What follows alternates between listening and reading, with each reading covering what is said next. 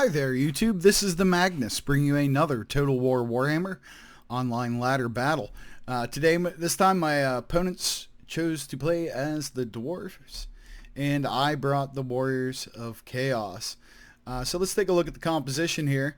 We have a line of Chaos Warriors with great weapons, 6 of them, mixed in with 3 aspiring champions. We have 1 Gore-Beast Chariot, personal favorite of mine, as you well know, a Hell Cannon, and a flying squad of a Sorcerer and a Chaos Lord. So I deployed in a standard way up on the front line.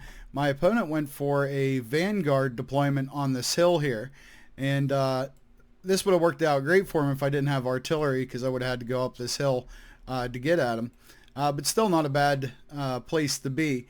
He brings 4 Rangers with great weapons, absolutely devastating to armor, which is exactly what the Doctor ordered when you're playing against Chaos. He has 5 Miners, and 6th is the Ekron Miners, their Regiment of Renown. I haven't seen that much, so that was pretty neat to see. He has Nordgrimlings, too many freaking syllables in there, Ironbreakers, Regiment of Renown. He also has 2 Rangers, so quite a missile contingent here. And then in the back that couldn't forward deploy, he has the Dragonback Slayers, Grombrindal, the White Dwarf, and a Runesmith. So let's take a look at this battle. Obviously, the first thing I'm going to have to do is get myself realigned to be facing my opponent. Of course, the first thing I'm going to get facing him is my Hell Cannon. Going to get that playing with him just as soon as we can. So we're going to take a shot here at his fancy Miners, I believe. And, oh, going to go right past them. Little damage here, maybe? Nope. And decent little hit on the Miners there. So in the meantime, I swing my line around. I move up my flyers because I can't see any of these Rangers, but I know there has to be more here or somewhere. It just wasn't adding up. So as soon as I uncover, I turn tail. I want to see them, but I don't want to see them shooting at me. And I decided to take the Gore-Beast Chariot out and take it out on the flank here. As you've seen in the past, I've had great success with this thing against the Dwarfs, so I want to get it in as advantageous of a position as possible. My opponent very wisely pushes forward immediately and continues to do so, as he doesn't have anything to counter the Hell Cannon, so he's going to have to move towards me. And what you're going to see me do with my infantry here is kind of do a shift to the right because he's going that way, and also keep shifting back till they're just in front of the Hell Cannon, because I want to give it as much time as possible to fire without, any chance of hitting my own men. It's got nice flat open ground he's on now for the most part, so I figure I should be able to get some good pops on him here. So obviously when you're aiming for a cluster like this, you're going to hit somebody. It's pretty hard not to. Even though that does happen once in a while. So we're going to wait for him to come in, and basically my plan is wait till the last second to pull the trigger on my infantry, bring the Gore-Beast Chariot in through the line that's engaged or right behind it, and have the cannon fire at his missile units, and then of course find a spot for my flying that's relatively safe, or as safe as can be, and get them involved. So now I'm in the range of his Rangers, and you can see they're just butchering my Hell Cannon. So I know I got to get in there. I've only got 28 kills out of this thing so far, though a good deal of them were these expensive Ironbreakers. He's going to throw his explosives. Some are going to hit, some are going to go by, but the ones they hit on are the aspiring champions, which is just not a good target for them, so I'm happy with that. So all along the line is engaged. And then here comes the Gore-Beast Chariot. It's going to get into his Rangers right away. It's going to get slowed down some because of the fresh roadkill that's everywhere. And with them having great weapons, they're not pushovers for the Chariot. I don't want it to get stuck for too long. So I see his Slayers are all the way over here, so I figure I can get in, get a couple shots on his Rangers, and get out.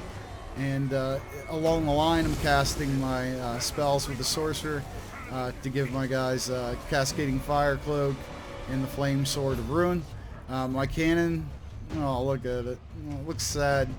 You gotta hate when your cannon's pointing down, right, guys?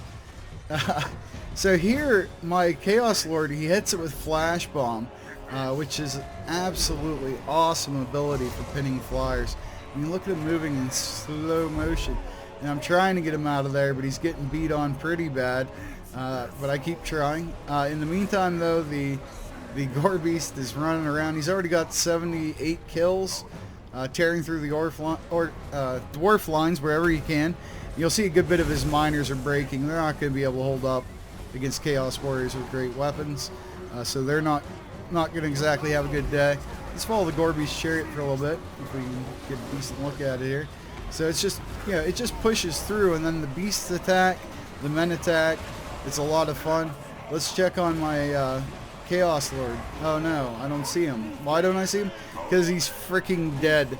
The White Dwarf is way too good at that. It's a neat ability for him. It makes me sad, but I'm sure it was quite awesome for him. But my chariots here just bogged down a little bit, but they're still getting kills. That's the cool thing about this chariot. It's you know, not all about the charge. The other chariot the Chaos has, it is all about the charge. And the problem is it doesn't have good penetration.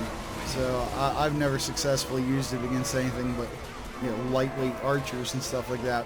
Whereas the Gore Beast, well, they're in a whole different category of their own.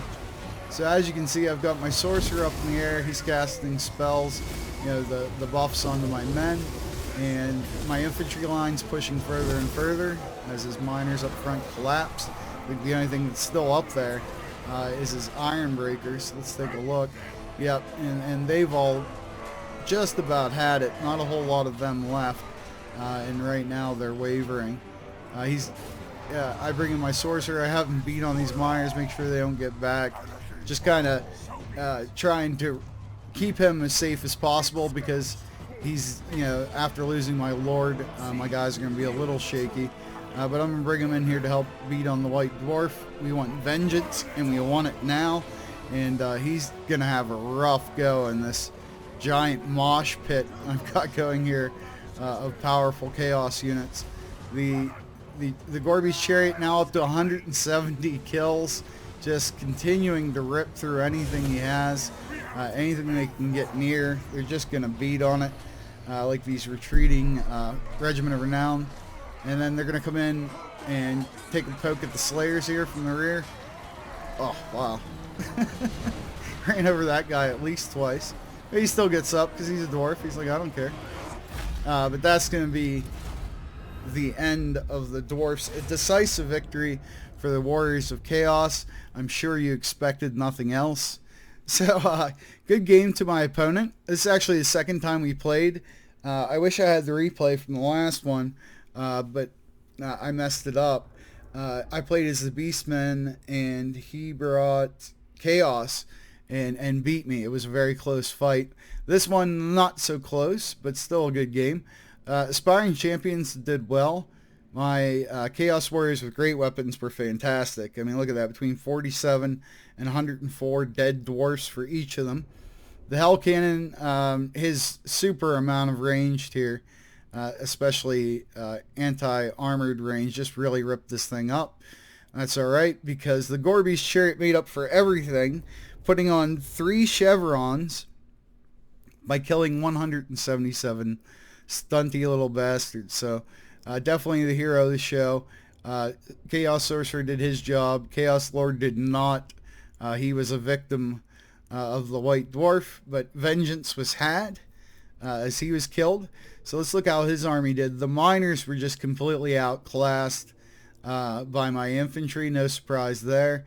The Dragonback Slayers, 25 kills, 26 on these fancy Ironbreakers. For the money he spent there to only kill 51 of my men, really bad.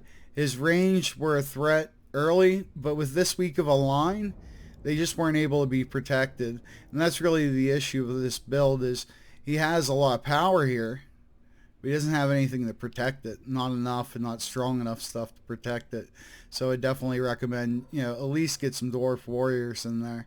It'd make a heck of a difference for his composition. By the way, and I don't know how I keep forgetting to mention it, but I want to say thank you to all of you. I've reached 400 subscribers, and for only been around maybe 3 months, that's pretty darn good. I hope we can continue to grow it. That would be awesome. I'm getting close to my 600th win on the ladder. If I don't forget that, there'll be a video for that as well. And don't forget, we're just like a week away from having the Wood Elves. Can't wait. It's going to be a lot of fun to play that. So anyways, if you enjoy the battle, you learn something, or you just feel like being a nice guy, hit that like button. You know, that little thumbs up thing. It definitely helps. And if you want to help even more, please subscribe. It definitely shows your support to me and allows me to continue to support you by trying to bring you great content as often as I can. Until the next time, this is the Magnus, and I'll see you on the ladder.